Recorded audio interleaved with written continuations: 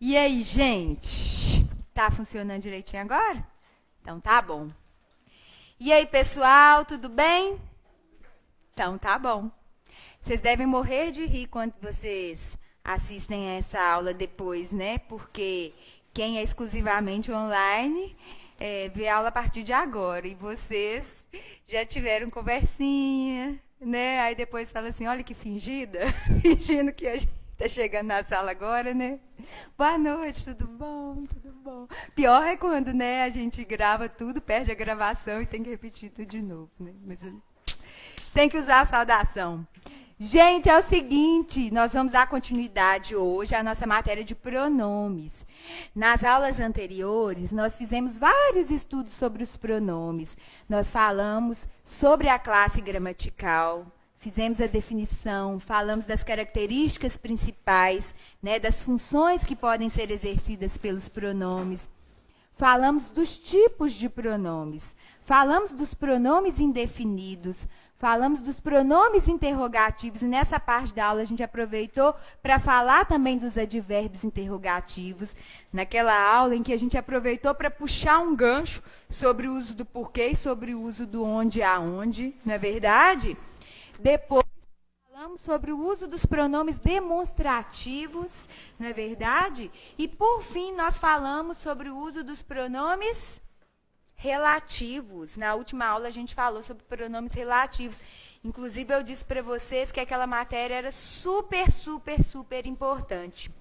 Sugiro que depois dessa aula, né, e depois das posteriores também, vocês deem uma olhadinha na matéria, na apostila de vocês, porque basicamente todas as observações que eu faço em sala estão na apostila, que meu objetivo ao desenvolver esse material não foi falar de forma seca e objetiva sobre os assuntos, né? A gente vai observar que, além dos conteúdos, existem várias observações inerentes ao uso da língua, ao uso das palavras pertencentes a cada uma das classes gramaticais, observações em relação àquilo que cai muito em prova, aquilo que não cai, tá certo? Então, é sempre bom vocês darem uma lidinha, porque, além de aprender algumas coisas que não são faladas em sala, porque não existe tempo para se falar de tudo, a gramática é muito extensa, é muito interessante vocês reafirmarem na mente de vocês aquilo que vocês aprenderam em sala. Porque, de certa forma, quando você vai ler a matéria sobre a qual falei em sala, aquilo ali ativa aquilo que você já ouviu. E isso colabora muito para o processo de absorção do conteúdo. Tá? Então, não deixem de dar uma lidinha, não gasta muito tempo. Por isso que eu fico sempre buzinando no ouvido de vocês para fazer exercício, para dar uma lidinha, porque isso é realmente muito valioso no processo de aprendizagem, tá bom?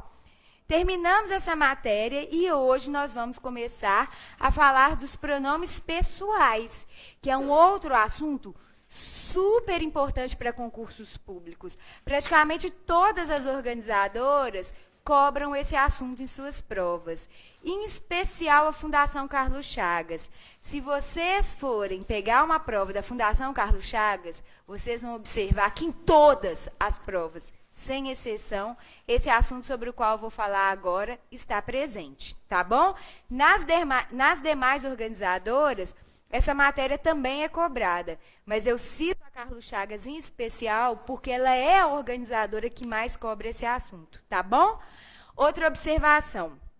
Nós vamos estudar na aula de hoje algumas funções sintáticas dos pronomes oblíquos átonos, sobre os quais eu vou falar daqui a pouquinho.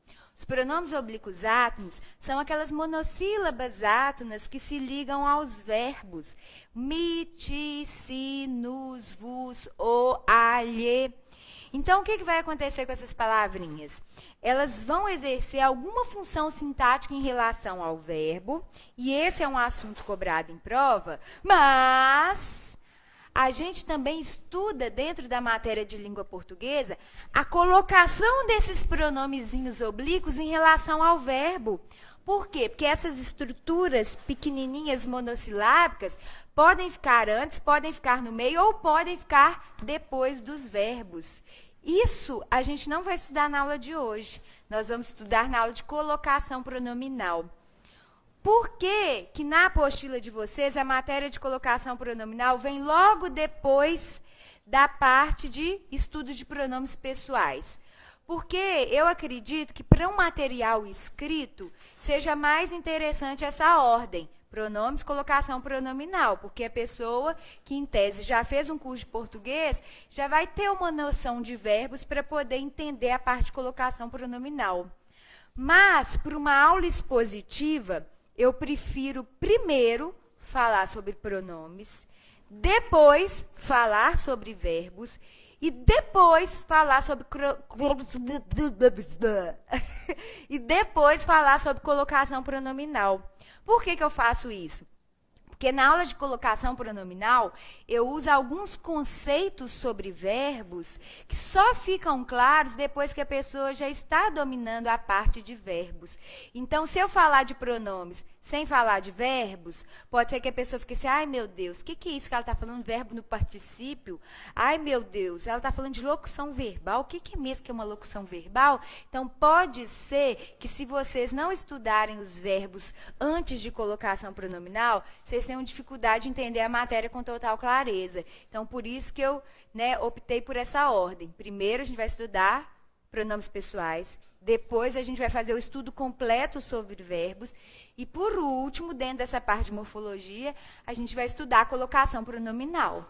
Porque a colocação pronominal estuda a colocação do pronome em relação ao verbo.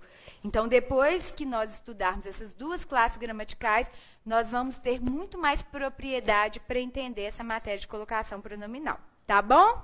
Então, vamos começar a escrever, porque senão dá sono. Pronomes pessoais.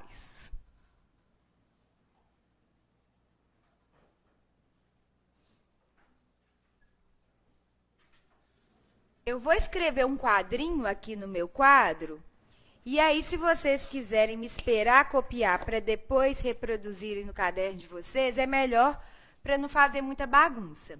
Porque eu vou dividir aqui os pronomes pessoais em retos. Eita! Quem soluçou alto assim? Josi? É. Toma água de cabeça para baixo, é uma beleza. Sério? Vai tomar água assim, ó. Acaba o soluço na hora. Vocês sabiam disso? Oblíquos átonos e oblíquos tônicos.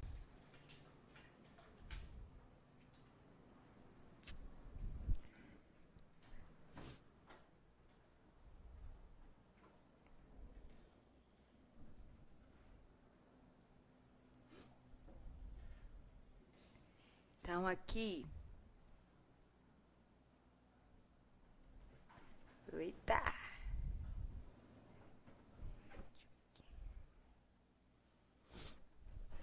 Esse quadrinho é tão importante na vida da gente, e mesmo ele estando presente na apostila de vocês, eu aconselho que haja reprodução no caderno, porque quando a gente escreve, a gente tem uma outra ferramenta de absorção do conteúdo. Por isso que é sempre bom a gente anotar, mesmo isso já estando presente no material escrito, na apostila de vocês. Ô, daí? Bom ou não? Bom também. É o seguinte, pessoal, os pronomes oblíquos átonos e os pronomes pessoais do caso reto e os pronomes oblíquos tônicos são todos divididos de acordo com a pessoa do discurso, como vocês já devem ter aprendido na escola desde muito pequenos. Primeira pessoa do singular, segunda pessoa do singular, terceira pessoa do singular. Então, houve uma flexão de pessoa e número, né? Primeira, segunda e terceira do singular. Agora vem a primeira, a segunda e a terceira do plural. Então, agora a gente já tem a flexão completa, o quadro completo. Primeira, segunda, terceira, primeira, segunda, terceira. Isso aqui é singular.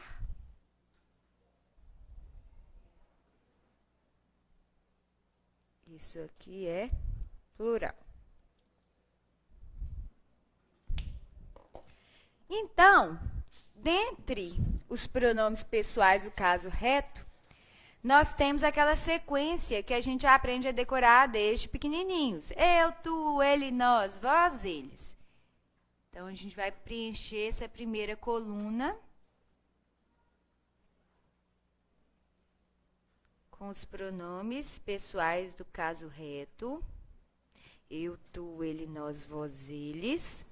Os átonos, que são aquelas monossílabas átonas que nunca recebem acento, justamente porque são monossílabas átonas, são mi, ti, si, o, a, lhe, nos, vos, si, os, as, lhes.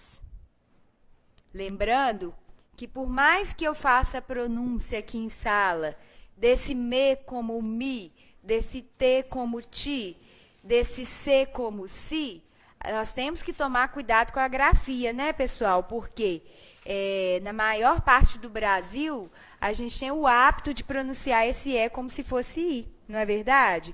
Ninguém fala me, te, se. A gente fala mi, ti, si.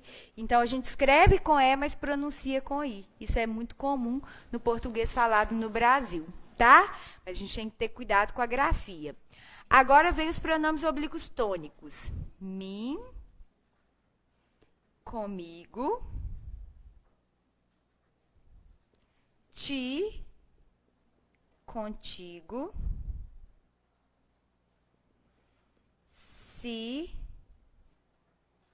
consigo, ele, nós, conosco, vós, convosco, si, consigo, eles. Vocês vão ficar impressionados com a quantidade de informação que nós temos para explorar nesse quadrinho aqui. Porque na escola a gente fica lá, eu, tu, ele, nós, vós, eles. Mim comigo, te contigo. E aí, quando a gente vai explorar os detalhes importantes desse quadrinho aqui, a gente fica normalmente assustado com a quantidade de informações que são super relevantes para quem vai prestar concurso público. Então, vou dar um tempinho para vocês acabarem de anotar. Vou deixar aqui aberto, porque depois eu vou indicar a página para vocês darem mais uma olhadinha.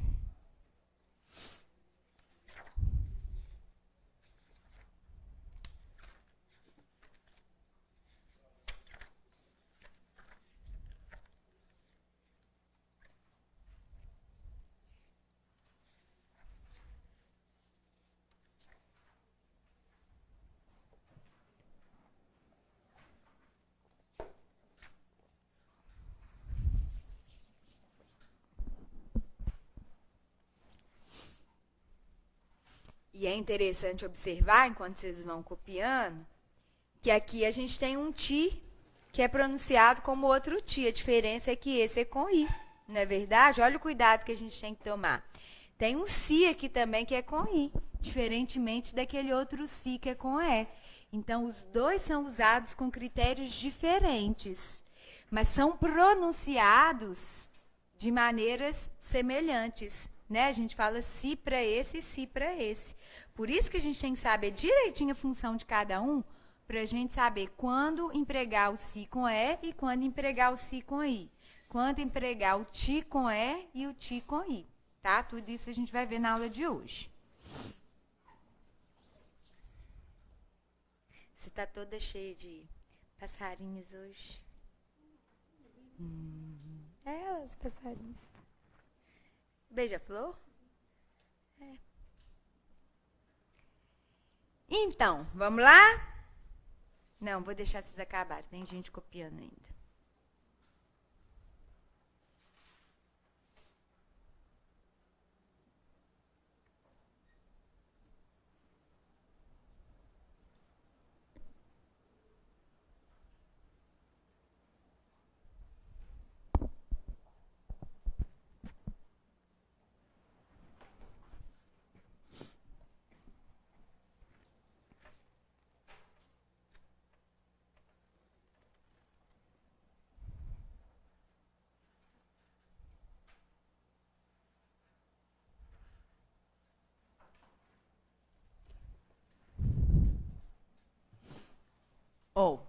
Então é o seguinte, galera.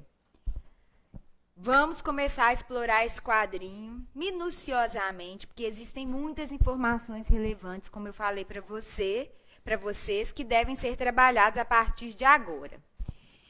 Primeira coisa, apesar de a gente ainda estar no universo da morfologia, que é a parte da gramática que analisa as classes gramaticais, o que justifica a divisão dos pronomes oblíquos, aliás, o que justifica a divisão dos pronomes pessoais em retos e oblíquos é uma justificativa sintática. Então, apesar de nós estarmos ainda no universo da morfologia, eu vou precisar pincelar em alguns pontos da sintaxe para a gente entender essa parte da matéria. Por exemplo, vocês sabiam que os pronomes pessoais do caso reto foram criados na língua portuguesa para serem sujeitos das orações? Só que esse termo, essa nomenclatura, sujeito, é um termo da sintaxe. Então, vamos relembrar da escola o que é o sujeito, qual é a definição de sujeito. Sujeito é quem age? Não. Essa não é a definição de sujeito. O que é sujeito, então? Sujeito é o termo a que o verbo se refere. Ele pode agir? Pode. Ele pode receber a ação expressa pelo verbo? Também pode. Além disso, ele pode fazer as duas coisas ao mesmo tempo. Ele pode agir e receber a ação expressa pelo verbo. Por isso que essa história que sujeito é quem age, na verdade, é bem imparcial. Aliás, imparcial não, é bem parcial, porque essa é uma das possibilidades do sujeito, mas não é a sua definição. Toda vez que eu precisar identificar o sujeito de uma oração, primeiro passo é identificar o verbo e perguntar para o verbo de quem que ele está falando. Porque ao perguntar para o verbo de quem que ele está falando, eu consigo identificar o sujeito da oração. Então, voltando à função dos pronomes pessoais do caso reto.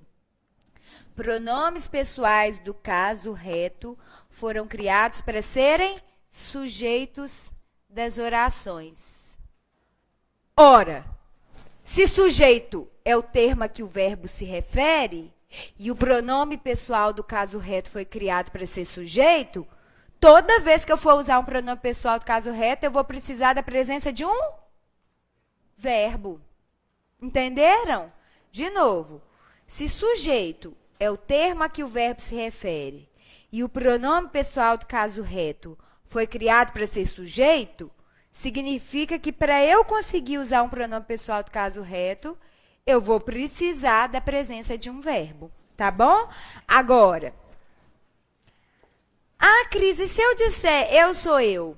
Aí, de forma inusitada, o eu, além de sujeito, vai ser também predicativo do sujeito. A gente vai ver na sintaxe que predicativo do sujeito é uma qualidade atribuída ao sujeito, um estado atribuído ao sujeito. Não é muito comum ficar parecendo frase de maluco, falar eu sou eu, você é você, ele é ele. Então, em geral, pronome pessoal do caso reto foi criado para ser sujeito mesmo. Existe a possibilidade raríssima de ele exercer também a função de predicativo, mas isso não costuma aparecer em concurso público. Então, vamos focar na função de sujeito dos pronomes pessoais do caso reto. Beleza? Já os pronomes oblíquos foram criados na língua portuguesa para exercerem outras funções sintáticas.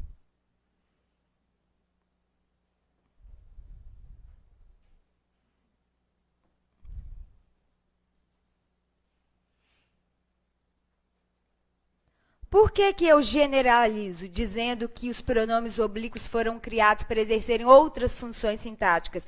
Por que que agora eu não especifiquei que função sintática é exercida pelos pronomes oblíquos, assim como eu especifiquei a função de sujeito para os pronomes pessoais, caso reto? Porque os pronomes oblíquos, pessoal, podem exercer várias outras funções sintáticas. Eles podem exercer a função sintática de adjuntos adnominais, complementos nominais, adjuntos adverbiais, objetos diretos, objetos indiretos. São inúmeras funções sintáticas que a gente ainda não estudou. Então, se eu for falar sobre esse assunto agora, a gente vai embolar o meio de campo todo. Por isso que, por enquanto, o que eu preciso que vocês saibam é que os pronomes oblíquos foram criados para exercerem várias outras funções sintáticas e que os pronomes pessoais, caso reto, foram criados para exercerem a função de sujeitos das orações. Por enquanto, é isso que eu preciso que vocês saibam. Agora, dentro dos pronomes oblíquos, nós temos a subdivisão entre átonos e tônicos. O que justifica essa subdivisão, vocês têm que saber agora. Pronomes oblíquos átonos aparecem sem a presença de preposição. Pronomes oblíquos tônicos aparecem com a presença de uma preposição, a não ser nos casos em que a preposição com já está embutida, que é o que acontece com comigo, contigo, consigo, conosco, convosco. Nesses casos, eu não vou precisar também repetir a preposição com, porque ela já está embutida, tá bom? Então, é isso que justifica a divisão dos oblíquos entre átonos e tônicos. Os átonos aparecem sem preposição e os tônicos aparecem com preposição. Beleza? Agora, vejam bem. Eu disse que seria super importante vocês entenderem quando escrever o ti com e e o ti com i, já que a pronúncia das duas palavras é exatamente igual. Agora vocês já sabem, o ti com i só vai aparecer quando houver a presença de uma preposição. O T com E nunca vai aparecer com uma presença de preposição explícita. O si com E nunca vai aparecer com a presença de uma preposição explícita. Já o si com I, por ser um pronome oblíquo tônico, aparecerá sempre com a presença de uma preposição explícita. Então, já está aí uma diferença importante para a gente saber quando usar o si com E e o si com I, quando usar o T com I e o T com E, já que a pronúncia é exatamente a mesma, beleza? Então, já temos uma primeira informação importante sobre esse quadrinho que a gente vai começar a esmiuçar agora. Vejam que interessante. Eu aparece como pronome pessoal do caso reto. O eu aparece aqui na frente de novo? Não. Tu aparece como pronome pessoal do caso reto. Ele aparece ali na frente de novo? Não. Ele aparece como pronome pessoal do caso reto. Ele aparece ali na frente de novo? Opa, peraí. O ele aparece cá, aparece lá. O nós aparece cá, aparece lá. Vós aparece cá, aparece lá. Eles aparece cá, aparece lá. Uai, gente, então a gente já pode fazer uma constatação sobre esse quadrinho. Nós podemos constatar que o eu e o tu sempre exercerão a função sintática de sujeitos das orações, com aquela exceção do predicativo, que praticamente não acontece e nem aparece em prova. Agora, ele, nós, vós e eles têm duas chances na vida.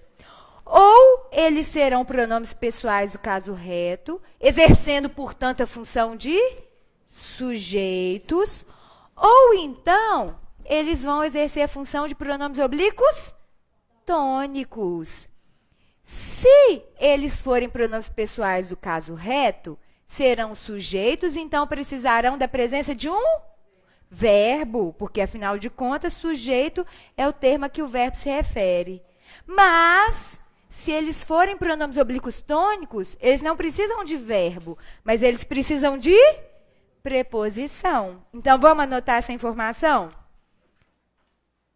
O eu e o tu são exclusivamente pronomes pessoais do caso reto. Ele, nós, vós. E eles serão retos ou oblíquos tônicos. Aí a gente pode repetir aqui, que quando eles forem pronomes oblíquos tônicos, eles aparecem com preposição. A não ser quando a preposição com já está embutida. Não é isso? Agora, nós vamos combinar uma coisa. Eu vou mostrar para vocês 3 construções, 3 frases. A minha estratégia é a seguinte: mostrar para vocês ao longo da aula, com base no que a gente acabou de estudar, como que a gente pode constatar que determinadas construções estão certas ou erradas. Eu sei que vocês vão ficar doidos para perguntar: ô Cris, mas se eu pensar a frase dessa outra maneira? Ô Cris, e se eu pensar daquele outro jeito? Aí eu vou pedir para vocês segurarem um pouquinho, porque provavelmente ao longo da aula eu já vou mostrar algumas possibilidades de reformulação dessas frases que nós vamos constatar como incorretas. Por que eu não vou falar imediatamente a justificativa dos erros? Porque são muitas informações sobre esse quadrinho. Então, eu preciso me organizar aqui em sala. Então, eu vou falar cada hora sobre uma informação diferente. E a partir do momento que a gente for aprendendo uma regra nova, uma teoria nova a respeito desse quadrinho, aí eu retomo a frase que estava errada do inicinho da aula e aí a gente propõe algumas reformulações. Tá bom? Então, vamos pegar um primeiro exemplo aqui. Eu beijei ele. Eu sei que a maioria das pessoas já identifica essa frase como incorreta, como desrespeitosa à norma culta. Mas pouquíssimas pessoas sabem explicar o motivo. E para concurso público, a pessoa tem que saber explicar o motivo, porque organizadoras como Consulplan e CESP, principalmente, não querem que o candidato apenas identifique a alternativa certa ou apenas a alternativa errada. Essas organizadoras querem que o candidato entenda por que aquela frase infringe a norma culta. Então, não basta dizer que isso aqui está certo ou errado, tem que saber o motivo. Então, vamos lá. Isso aqui é uma oração organizada em torno do verbo beijei. Para eu saber quem é o sujeito da oração, eu vou perguntar para o verbo de quem que ele está falando. Quem beijei? Eu. Ao fazer a perguntinha para o verbo, quem beijei, eu consigo descobrir quem é o sujeito da minha oração. Uma oração sempre vai ter um sujeito. Mentira. Existem orações sem sujeito. Mas, de modo geral, eu identifico a presença ou ausência de sujeito de acordo com cada oração que eu analiso. Então, nessa oração, eu já identifiquei o meu sujeito. Vocês concordam? Eu já sei que o sujeito aqui é representado pelo eu, que, afinal de contas, é um pronome pessoal do caso reto que foi criado para isso, para ser sujeito. Prestem atenção. O ele apareceu nessa mesma oração, que eu já identifiquei o seu sujeito. O ele tem 2 opções. Tem 2 opções na vida. Tem 2 opções na vida. Ou, vamos voltar para o quadrinho. Ou ele vai ser sujeito, o que não acontece naquela frase, porque a frase já tem sujeito, a oração já tem o sujeito representado pelo eu. Ou a outra opção que ele tem na vida é ser pronome oblíquo tônico. Mas, para ser pronome oblíquo tônico, ele precisaria de quem? Da preposição. Mas, ao analisar essa oração, eu vou perceber que a preposição não apareceu. E por que a preposição não apareceu? Porque o verbo não pediu. O verbo, falando de maneira muito superficial, porque depois a gente vai ter uma aula só sobre transitividade. Mas falando grosso modo, o certo é falar grosso modo, não é a grosso modo não, viu, gente? Falando grosso modo, verbo transitivo direto é aquele que não pede preposição. Quem beija, beija algo ou beija alguém. Entre o verbo e o algo e o alguém não apareceu preposição, o verbo foi direto para o objeto. Esse verbo beijar não pede preposição. Por isso, eu chamo de VTD, verbo transitivo direto. Se o verbo não pediu preposição, foi por isso que ela não apareceu. E é por isso que o emprego do pronome foi feito de forma inadequada. Isso aqui é típico da oralidade, da linguagem informal, coloquial. Se me pedissem para marcar uma alternativa, como a Fumar, que adora fazer, marque a opção em que há traços de oralidade. Nem todo erro de português é um traço de oralidade. Existem traços de oralidade que são comuns no dia a dia e que acabam sendo uma infração à norma culta. Isso acontece demais. A gente fala, eu respeitei ele, eu vi ele, eu beijei ele. Esse é um erro, é um desrespeito, é um desvio da norma culta muito comum.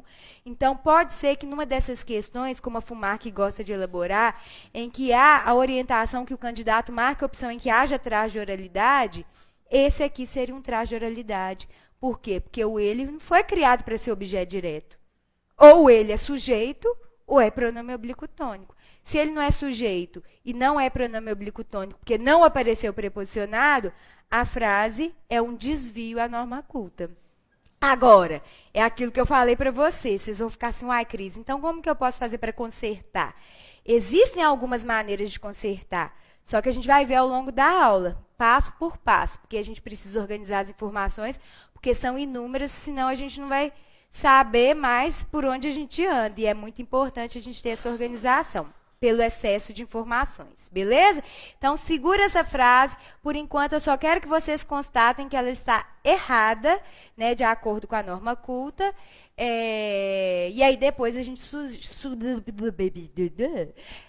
gente sugere algumas reformulações que respeitam a norma culta. Beleza. Para frisar ainda mais o que eu falei, nós vimos ela. A maioria das pessoas vai dizer que essa frase está incorreta, que desrespeita a norma culta, mas a maioria das pessoas não sabe que o erro aqui ocorre pelo emprego inadequado do pronome oblíquo. Então, pode ser que a organizadora diga, esta frase desrespeita a norma culta pelo uso inadequado do pronome oblíquo. Vocês têm que saber dar nome aos bois. Por que mesmo que essa frase está errada? Primeira, quem vimos? Nós. Ao fazer a perguntinha para o verbo, nós conseguimos identificar o sujeito da nossa oração. Apareceu o ela, que é o feminino do ele. Vamos pensar. Quando o ela não é o sujeito da oração, a única outra opção na vida que ele tem é ser o quê? Pronome oblíquo tônico. Mas, para ser pronome oblíquo tônico, ele precisaria da presença de uma preposição. Mas, mais uma vez, o verbo não exigiu essa preposição. Por quê? O verbo utilizado aqui é a flexão do verbo ver. Quem ver, vê. Aliás, quem vê, vê algo ou vê alguém. O verbo ver também é transitivo direto, não existe preposição. Por esse motivo, a preposição não apareceu aqui. E por esse motivo também, eu vou dizer que essa frase também diz respeito à norma culta pelo emprego inadequado do pronome oblíquo tônico. Entenderam? Agora, depois a gente vai catar essa frase de novo para propor reformulações. Deixa eu contar para vocês um negócio. Mais para frente, nós teremos uma aula de regência.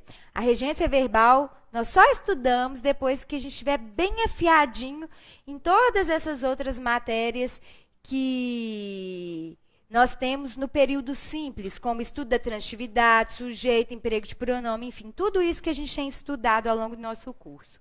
Nessa aula de regência, eu vou contar para vocês que existem alguns verbos da língua portuguesa que têm transitividades específicas, que pedem preposições específicas, dependendo da maneira como são empregados nas orações, dependendo do sentido com o qual esses verbos são empregados. Nessa aula, eu vou falar para você sobre a regência do verbo obedecer, que cai muito em provas de concurso. Na oralidade, a gente come palavras. Imagina uma preposição, né? Dificilmente a gente respeita a regência de algum verbo na oralidade. Ainda mais quando é preposição a gente como faz. Mineiro, então, uma preposição a é comida facilmente. O verbo obedecer é um dos que sofrem com essa falta de pronúncia de palavras completas, principalmente, né, de nós mineiros. Obedecer é um verbo transitivo indireto, que exige a preposição a. Então, falar que obedeceu algo, tipo, obedeci o regulamento, ou obedeci o chefe, são construções que desrespeitam a norma culta. Por quê? Porque quem obedece, obedece a. Como que vocês vão descobrir isso? Na aula de regência, mas eu estou antecipando essa informação para mostrar para vocês como que as organizadoras mesclam as informações dentro de uma única questão. As organizadoras pegam um assunto de regência e um assunto de uso de pronomes pessoais para que o candidato aplique as duas informações numa única questão. É comum que apareça construções como eu obedeci a ele. A pessoa, para saber que essa oração está correta, ela tem que entender de emprego de pronomes pessoais e ela tem que entender de regência verbal. Primeiro, a regência do verbo obedecer. Quem obedece, obedece a alguém. Eu já antecipei essa informação para vocês, não é verdade? O verbo é transitivo indireto, exige a preposição a, que apareceu bonitona nessa oração. Então, a parte de regência já foi bem empregada nessa frase. Agora, vamos ver a parte de emprego de pronomes. Quem obedeci? Eu. Ao fazer a perguntinha para o verbo, nós descobrimos que o sujeito da oração, mais uma vez, é representado pelo eu, que foi criado para ser pronome pessoal do caso reto, que foi criado para ser sujeito realmente. Então, até aqui tudo bem. O ele tem duas opções na vida, ou ser sujeito ou ser pronome oblíquo tônico. Sujeito aqui ele não é, porque a oração já tem sujeito. Então, a outra opção que ele tem na vida é ser pronome oblíquo tônico. Para ser pronome oblíquo tônico, ele precisa de preposição. E dessa vez, a preposição apareceu porque o verbo exigiu. Entenderam? Então, considerando a regência do verbo obedecer, que é transitivo, indireto e exige a preposição a, e considerando o emprego de pronomes oblíquos, eu vou dizer que essa oração está adequada à norma culta. Entenderam? Eu vou repetir isso por várias vezes ao longo do curso, mas é para vocês irem criando cada vez mais intimidade com esse assunto. Ah, e aqui tá. Ele perguntou se eu poderia substituir por obedeci-lhe. Aí eu vou pedir para você segurar um tiquinho, porque pode, mas tem outras opções também. Só para a gente ir buscando as informações passo a passo. Beleza? Então, deixa eu só pegar mais um tiquinho de água, que hoje eu estou com sede, não é ressaca, porque ontem foi segunda. E segunda não é dia de maldade.